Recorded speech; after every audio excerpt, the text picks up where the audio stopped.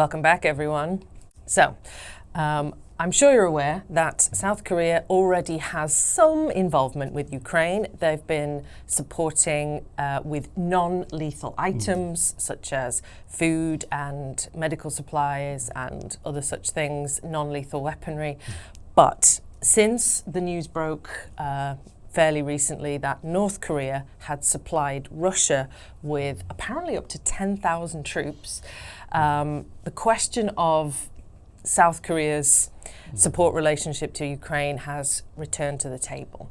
Maybe more support should be provided. I think something that's really driving this is, as yet, we don't really know, or it's not widely known, what the deal was that was made between North Korea and the Russians. We would assume that North Korea is not so generous as to provide 10,000 troops and get nothing back.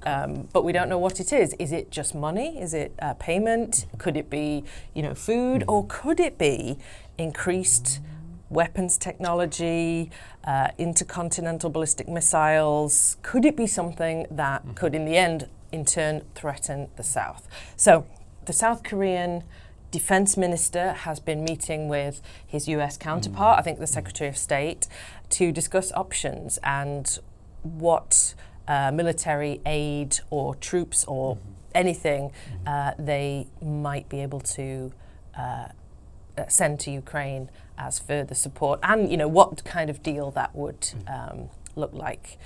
So yes, no decisions have been made yet. There's still perhaps more information that needs to come, but yes, this issue has come to the forefront. And particularly, I think since this article has been written, I saw online President Zelensky had posted what he said was proof. The BBC, where I read it, had not said they were able to verify it, but the Ukrainians claim to have proof that they've seen North Korean soldiers on the battlefield in Ukraine, which I guess confirms that maybe that deal was done. But again, I haven't seen any confirmation of that. It might just be gossip or rumor.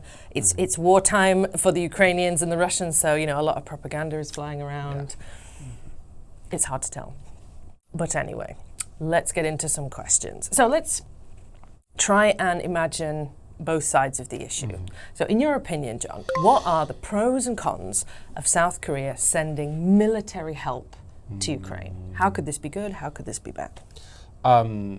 Good in the fact of creating a stronger ally in the European area, an ally which originally did have a lot of food production, a lot of opportunity for business, also a foothold in that European area. Cons obviously are there is already or had been already business in Russia from South Korea, which has not been going well. But if they do send lethal military aid to Ukraine, it might never go well in the future either. So that's a pretty big blow on parts of the economy in South Korea and business people who have relied on Russia for many decades. It might ruin the choco pie business in Russia. Isn't it the Russians' favorite snack, choco pie? Or we had an article about... We did. I thought it was India. It was India. Maybe I'm remembering this wrong. Sorry. Scratch that. But I'm sure they love chocolate pie just as much. Yes. Might even be manufactured there. I don't know. I don't know what type of business comes in and out of Russia, although I think it's mostly industrial. I think so. But in any case, it will create difficulties there, I think. Yeah, some pros, some cons, but yeah. So, how might this decision affect South Korea's relationship with, you've already mentioned Russia, so how about the United States? What could be the effects of either sending aid or not sending aid? As of November, it went from probably being a more positive relationship booster to the U.S. to a negative one. I don't think the new administration in the U.S. is going to want the Ukrainian war to continue. So anything that causes that to prolong, anything that prolongs the Ukrainian war is going to be maybe frowned upon, I believe. So maybe it's not going to be the best relationship with the U.S. if that happens. But yeah, this sort of situation with North Korea and Russia getting whatever they get, it's already been gotten, I would assume. They already have that with them, or they're going to get it, regardless of the military weapons being sent to Ukraine or not by South Korea. But definitely there's going to be a very tense situation between the North and the South.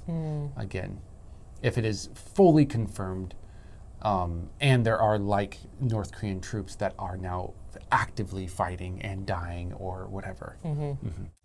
Yes. Well, yeah, you're right. I think that the change of president is going to be a change of policy, US policy. Yeah, it seems like it. Maybe bide your time and wait, South Korea. Until the next one, yeah. See how things pan out. I don't know. Don't listen to me. I'm not a politician. Okay, so I hope that was interesting. And to make it even more useful for you, take a look at today's vocabulary list. And if you're needing some extra war-related vocabulary, this is going to be very useful. So before you play Risk, make sure to memorize this. And we'll see you in the next one. Bye-bye.